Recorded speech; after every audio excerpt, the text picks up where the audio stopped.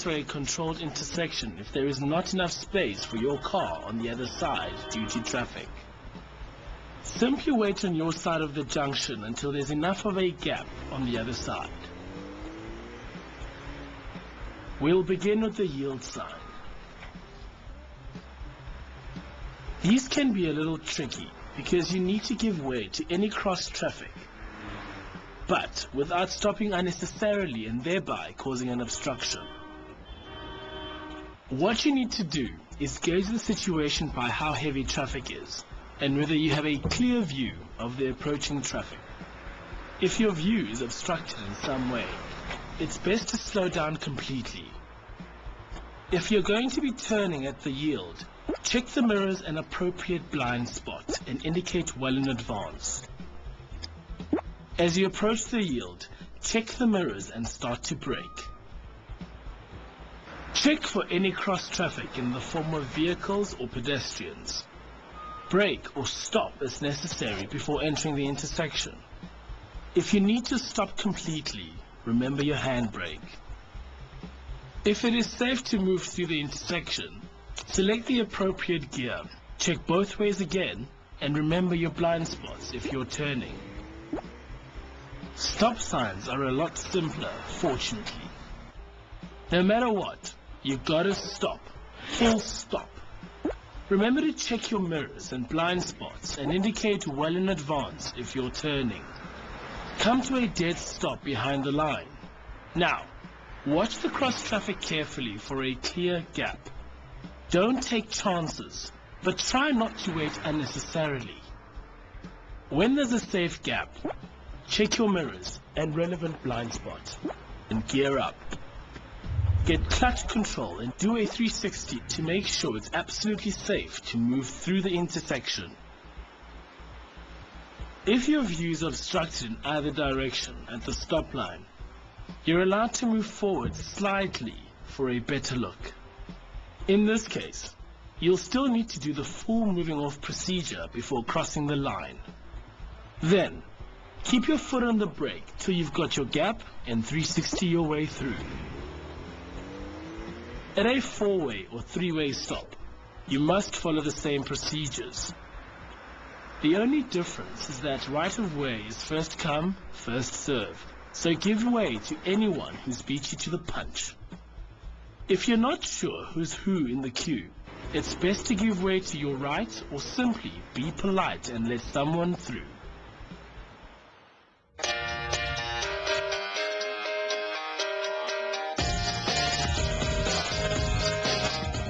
If you value your life, obey the almighty traffic light. They control the busiest intersections after all. Approach with caution no matter what color the light is. Remember to indicate well in advance of turning and get into the correct lane in accordance with road markings. For the goldfish among us, red means thank you, stop. No questions asked. Wait for green, then follow the usual moving off procedure.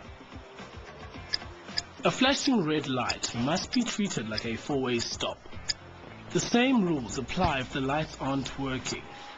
So keep your eyes open, stop as necessary and wait your turn. Amber lights are where people like to take chances and test out their car's top speed. But, contrary to popular opinion, amber does not mean speed up. A steady amber light or arrow means you need to stop unless you are already in the intersection or too close to stop safely. You'll need to judge this according to your speed and the traffic behind you. A flashing amber light must be treated as a yield sign, so slow down and make sure the coast is clear.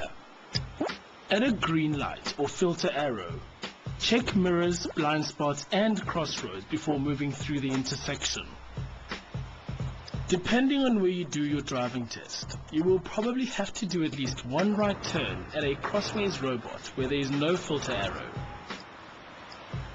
If the light is green, but there are cars in front of you waiting to turn, make sure you stop behind the line initially.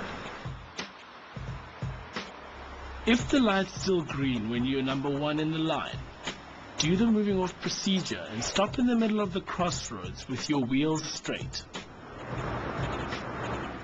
When there's a clear gap in oncoming traffic, check your right blind spot and cross the junction. If the light changes amber while you're waiting for a gap, don't panic. Wait for the oncoming cars to stop, then quickly move through. Always complete the turn if your wheels have crossed the stopping line. At traffic circles, the golden rule is to yield to your right. But you want to keep an eye out for those road hogs that like to make their own rules. As you approach the circle, slow down and obey any road markings. Give way to any traffic in the circle. If there's a clear gap, do a 360 before entering the circle. Remember to indicate as necessary. Do not stop in the circle or yield to any vehicle waiting to enter the circle. You now have right of way. Do one more 360 before exiting the circle. Level crossings can be controlled in various ways. It might have a stop sign, a yield sign, or a traffic light with or without a boom.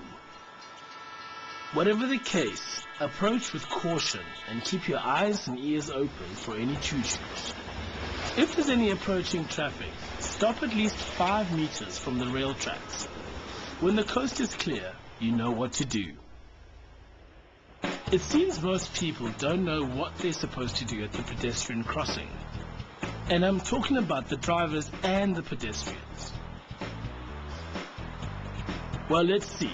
I'm driving, you're waiting. I stop, you walk. Simple, huh? Let's hope so. Just make sure you're on the lookout for pedestrians, and please, do stop for them at the crossing. It's up to them what they decide to do about it, but at least you've done your part.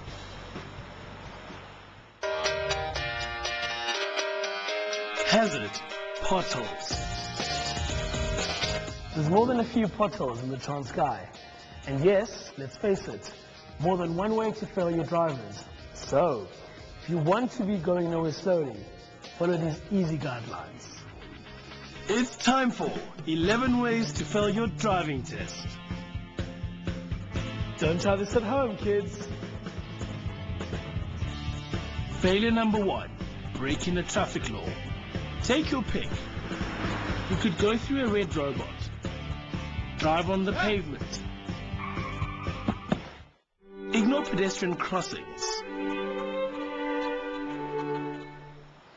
or even do something really creative. Number 2, disobey a traffic cop or examiner for that matter. What do you mean you said to put on my seatbelt? I thought you meant wrap it around my head. Seriously. Number 3, causing an accident. Sure, your driving test is the perfect time to play bumper cars.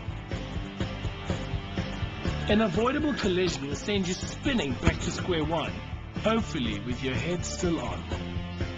Number 4, performing any uncontrolled or dangerous action.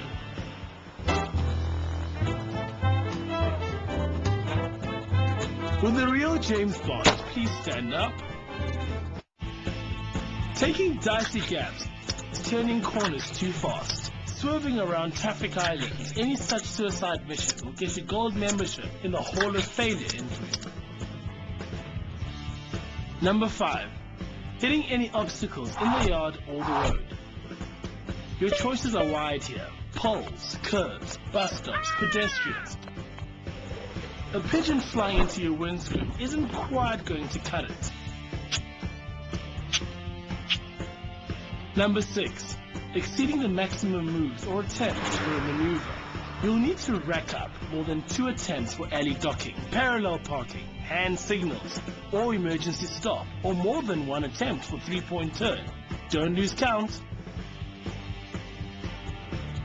Number 7, rock and roll, baby. Roll in the wrong direction at any time on the road or in the yard.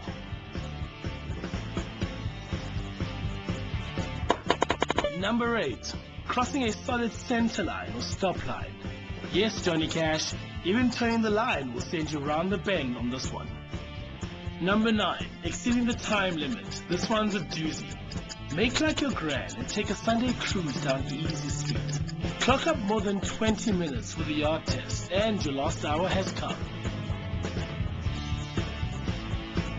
On the road, you can start gathering 8 penalty points per minute after the first 20 or so, depending on the conditions, so keep that meter ticking.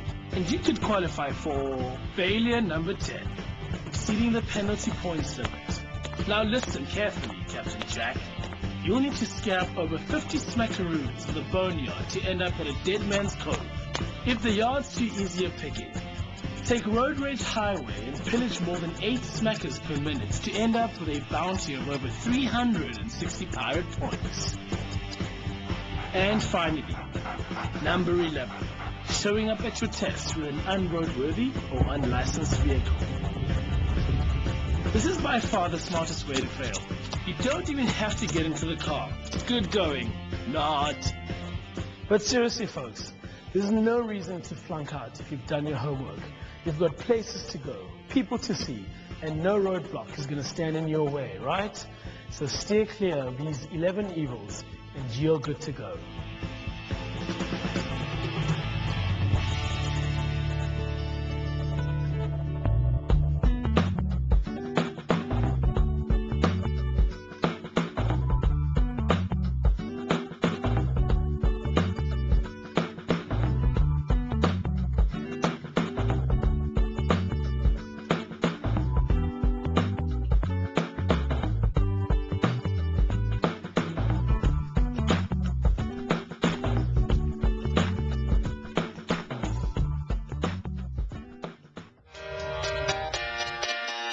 Buckle up.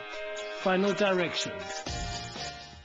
Well, with your test just around the corner, you're acing those K53 styles and driving like a pro, right? Now there's just a few more little things to take care of. Numero uno. It's time to pimp your ride. You don't want your K53 mobile letting you down before you've even climbed in. So, make sure it's fully roadworthy. A good servicing wouldn't be a bad idea. A mechanical failure during the test won't mean that you fail, but the test will have to be postponed, and you really don't want to go through all that again. Also, make sure the car's license disc is valid. Of course, if you're taking a driving instructor's car, this is all their responsibility, so no need to stress. Just make sure that they're legit. You know what I'm saying?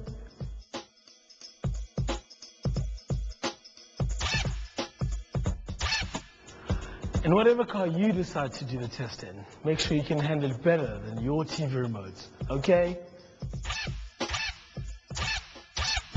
So that's your car sorted. What about you? You're the one taking the show on the road, after all. So please, eat, sleep, walk your dog, whatever you gotta do to arrive alive. If you're prone to nerves, practice some breathing exercises, or get something you can take to calm you down. Just be sure it doesn't make you drowsy. Falling asleep at the wheel. Failure number 12.